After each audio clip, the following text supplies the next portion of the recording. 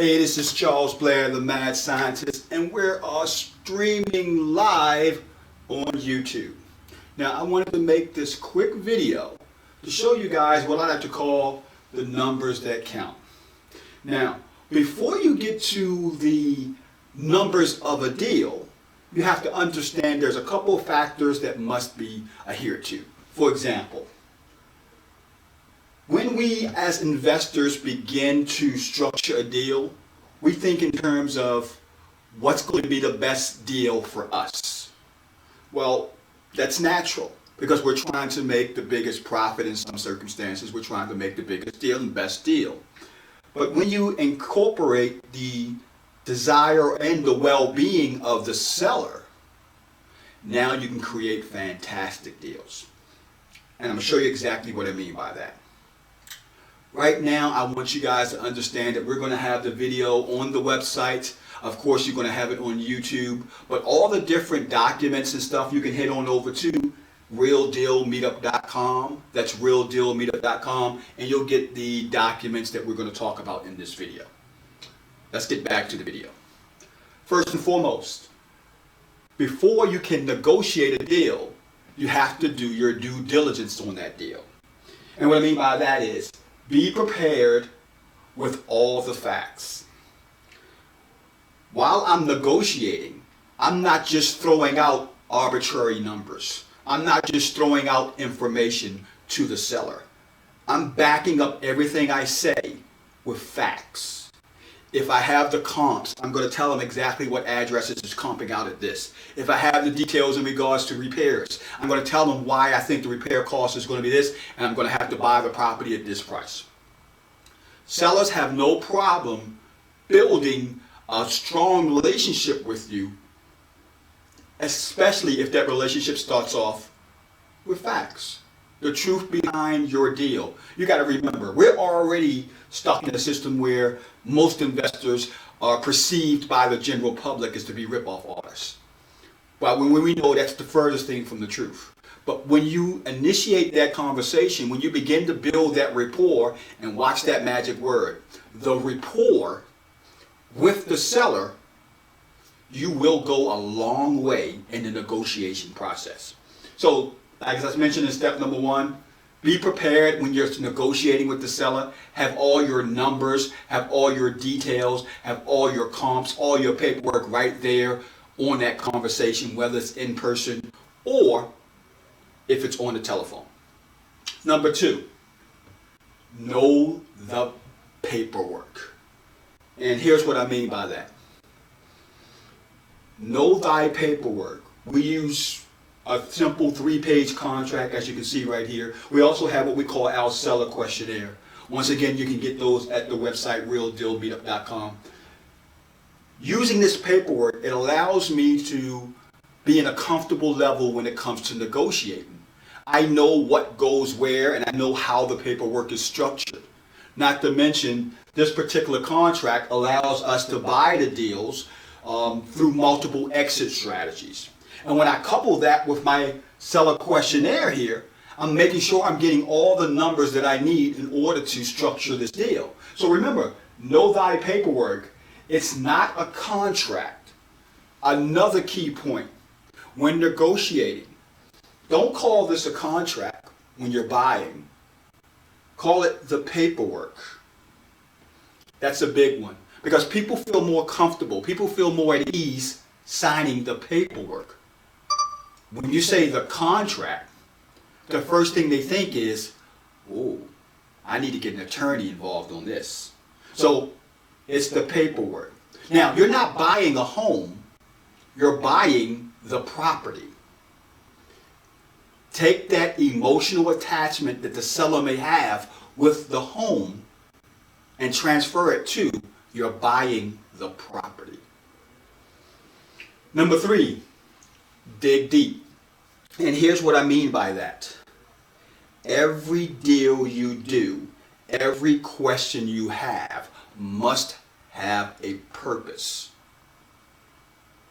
What I mean by that, when I'm asking the seller about the property when it relates to repairs, If the seller says the house needs repairs, my next question is, well, how much repairs would you estimate it need? Well, the house needs a kitchen. Well, how old is the kitchen in the property?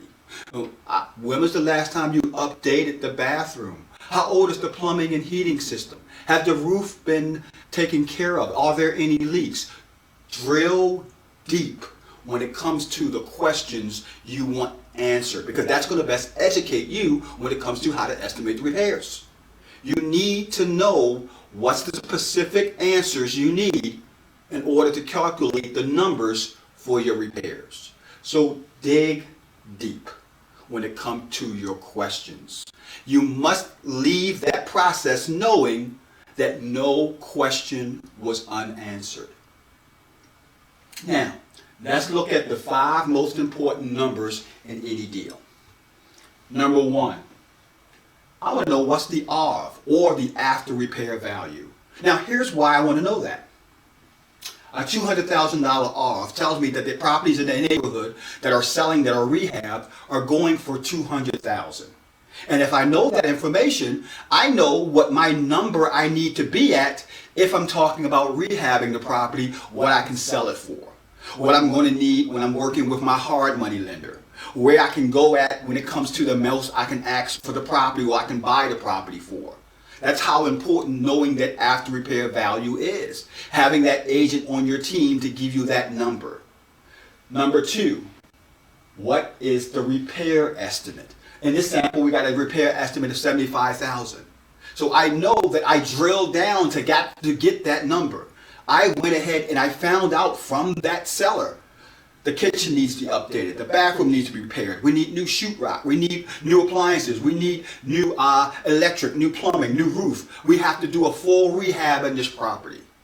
So that's how I came up with that estimate of $75,000. The third number that counts, we're talking about what is the mortgage balance. If there is no mortgage, now I can think about structured finance deals. Now I can think about owner finance deals. If there is a high mortgage balance, now I can think about taking over the mortgage payment and maybe doing a subject to a rent to own, a guaranteed rent strategy. That's why it's important to know what is the mortgage balance. Number 4, I want to know what is the mortgage payment. If there's no mortgage payments, then of course that means the chances are there's probably no mortgage. But if there is a mortgage payment of $1,200, when I know I can actually rent the property for $1,700, $1,800, I could do a structured deal now where I'm able to make a profit between the spread of what's owed on the mortgage payment or what's made on the mortgage payment and what I actually rent the property out for. And number 5, I want to know, how much do the seller need to sell the property? Never ask them how much do they want. It's a need. You want to find sellers who need to sell the property, not want to sell the property. When you phrase it as a need, you get individuals that will say, this is the most I'm willing to take. This is the least I'm willing to take because I need the dollars. They want $1 million, but they really only need $200,000. Those are the 5 numbers that count: the after repair value, the repair estimates, the mortgage balance, the mortgage payment, and how much the seller needs to sell. When you have this information in front of you, when you have this information on your call, now you can best negotiate the deal. And remember, this is a key fact. Homeowners have been known to trade equity for peace of mind. So forget all the crap you heard from all those gurus about the way you negotiate. When you build that rapport, when you can understand that motivation, you can structure the best deal that you can get. This is Charles Blair, the Mad Scientist, signing out, and I'll see you guys in the next video. Once again, don't forget, head on over to realdealmeetup.com, subscribe to this channel, and also you'll get those documents that we have right here. Leave a comment, and I got a special bonus for you when you leave a comment. I'm going to give you my 200+ page document vault book that you're going to get directly sent to you by way of email. It's 200 pages of the most important documents you need. The contract that I use, documents for your contractor, negotiating with the contractor, setting up a good contractor. You're going to also get my business plan, spreadsheets we use to analyze deals, my scripts for videos, the whole 9 yards. All you got to do is leave a comment about this video in YouTube, subscribe to the channel, and I'll make sure I'll get this over to you. Charles Blair signing out, and I'll see you guys on the next YouTube live video. Bye-bye.